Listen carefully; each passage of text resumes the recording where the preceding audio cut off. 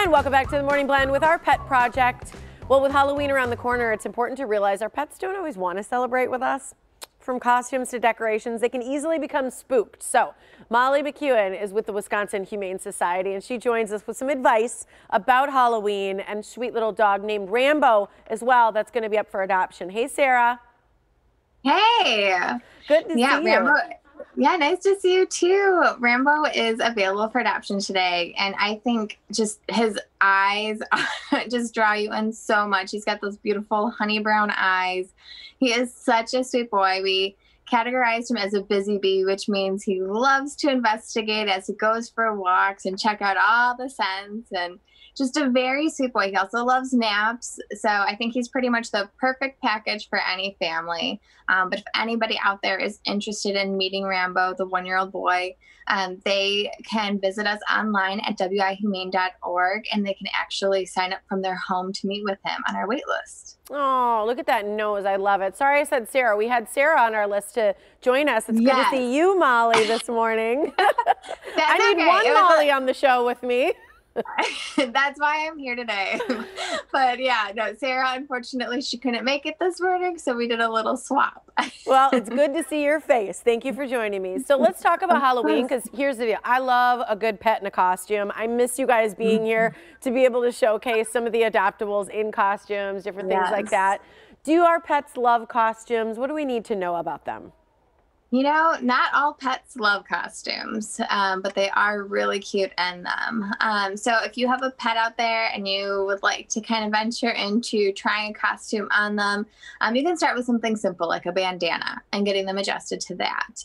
Over time, you can try out, more advanced costumes, like ones that kind of wrap around their belly, but you really want to make sure that, it's not restricting their mouth, their nose, or their eyes.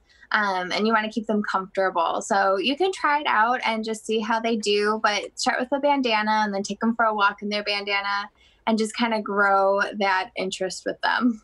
What about when you've got trick-or-treaters or people coming to the house and they see other people in costume and maybe get scared of that costume or the character that they're playing in the costume? Yeah. Those costumes can be really frightening for animals. I mean, they can be cute to us seeing like little ghouls and zombies walking around, but to a dog that can be very terrifying. So, if you are worried at all that your dog might get really scared, the best thing you can do is put your dog in a quiet room away from all of the chaos and give them a nice treat like a Kong or a bone or just something to kind of help them relax so they don't get too scared with this spooky time of year. Is there another way to handle the doorbell? Because I do think a lot of people, especially when it's cold out, they don't necessarily sit outside waiting for trick-or-treaters, and it may look different this year anyway with social distancing. But instead of hitting that doorbell or knocking, is there something you could do as a homeowner if you know that you've got a scared dog? Yeah, every year I think of a doorbell kind of similar to fireworks, right? Yeah. So some dogs, it's like they hear that going off and it just makes them terrified and anxious. So what you want to do in those situations is, put your dog, if you know that they really do react poorly to doorbells, is put them in a different room and have something turned on like a TV or radio. Otherwise, if you don't think that is enough, put a little sign on your door to knock. Otherwise, I know a lot of families this year are actually not having kids come up to their door, and have little pipelines and stuff like that to shoot out candy.